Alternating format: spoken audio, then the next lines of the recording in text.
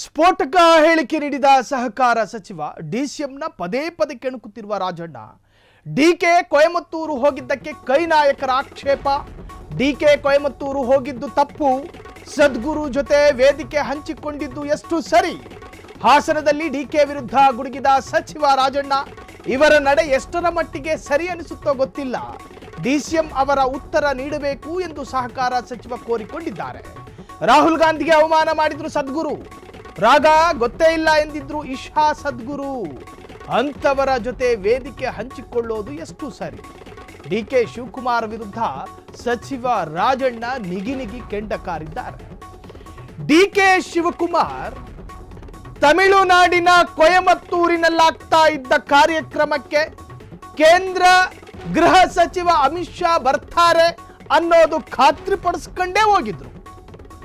ಇಶಾ ಫೌಂಡೇಶನ್ನ ಸದ್ಗುರು ಅದರ ಪ್ರಮುಖ ಗಣ್ಯ ವ್ಯಕ್ತಿ ಅಥವಾ ಅತಿಥಿ ಅನ್ನೋದು ಗೊತ್ತಿದ್ದೇ ಡಿಕೆ ಶಿವಕುಮಾರ್ ಹೋಗಿದ್ದು. ನಮ್ಮ ನಂಬಿಕೆಗೆ ಕಾಂಗ್ರೆಸ್ ಅಡ್ಡಿ ಬರೋದಿಲ್ಲ ರೀ ಅಂದ್ರು ಮೈಕ್ ಮುಂದೆ.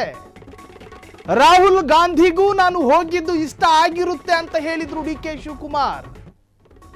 ನಾನು ಹಿಂದೂರಿ, ನಾನು ಕುಂಭಮೇಳಕ್ಕೂ ಹೋಗ್ತೀನಿ, ಕೊಯಮತ್ತೂರಿನ ಕಾರ್ಯಕ್ರಮಕ್ಕೂ ಹೋಗ್ತೀನಿ, ನನಗೆ ಇಷ್ಟ ಬಂದ, ನನಗೆ ನಂಬಿಕೆ ಇರುವ ಮಠ ದರ್ಗಾಗಳಿಗೂ ಹೋಗ್ತೀನಿ ಅಂದ್ರು ಡಿಕೆ ಶಿವಕುಮಾರ್.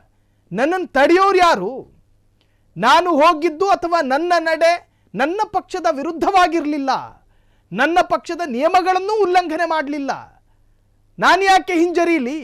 ನನ್ನ ಮನೆ ಬಾಗಿಲಿಗೆ ಆಹ್ವಾನ ಬಂತು, ಸಾಕ್ಷಾತ್ ಸದ್ಗುರು ನನ್ನ ಮನೆ ಬಾಗಿಲಿಗೆ ಬಂದು ಇನ್ವಿಟೇಷನ್ ಕಾರ್ಡ್ ಕೊಟ್ಟರು, ನಾನು ಹೆಂಗೆ ಅದನ್ನು ತಿರಸ್ಕಾರ ಮಾಡಲಿ? ಆದರೆ ಯಾವ ಡಿ ಕೆ ಶಿವಕುಮಾರು ಸದ್ಗುರು ಕಾಲಿಗೆ ಬಿದ್ದು ಬಂದ್ರು, ಅದೇ ಸದ್ಗುರು ಇವರ ನಾಯಕ ರಾಹುಲ್ ಗಾಂಧಿಯನ್ನ ವ್ಯಂಗ್ಯವಾಡಿದ್ರು. ಆತನ ಯಾರು ನನಗೆ ಗೊತ್ತೇ ಇಲ್ಲ ಅಂದ್ರು. ರಾಷ್ಟ್ರೀಯ ನಾಯಕನ ಬಗ್ಗೆ ಈ ಸದ್ಗುರು ಸ್ವಾಮಿ, ಸದ್ಗುರು ಗುರುಜಿ ಗೊತ್ತಿಲ್ಲ, ಅತ್ಯಂತ ತಾತ್ಸಾರವಾಗಿ ಮಾತನಾಡಿದ್ರು ಸದ್ಗುರು. ಆ ತರಹದ ಸದ್ಗುರುವನ್ನ ಭೇಟಿ ಮಾಡಿ ಬರ್ತಾರೆ ಡಿ ಕೆ ಶಿವಕುಮಾರ್. ಬಂದ ನಂತರವೂ ಕೂಡ ಮಾಧ್ಯಮದವರ ಪ್ರಶ್ನೆಗೆ ಸಮರ್ಥನೆಯ ಮಾತು, ನಾನು ತಪ್ಪೇ ಮಾಡಲಿಲ್ಲ, ನಾನು ಯಾರನ್ನೂ ಉಲ್ಲಂಘನೆ ಮಾಡಿಲ್ಲ, ನಾನು ಪಕ್ಷದ ಸಿದ್ಧಾಂತದ ವಿರುದ್ಧವೂ ಇಲ್ಲ ಅಂತ ಹೇಳಿ ಮಾತನಾಡಿದರು. ಇವೆಲ್ಲ ಮಾತುಗಳಿಗೂ ಈಗ ಕಾಂಗ್ರೆಸ್ನ ಸಚಿವರನ್ನ ಕೆಣಕಿದೆ. ಈಗ ಸಚಿವ ರಾಜಣ್ಣ ಡಿ ಕೆ ಶಿವಕುಮಾರ್ ವಿರುದ್ಧ ಕೆಂಡ ಕಾರಿದ್ದಾರೆ.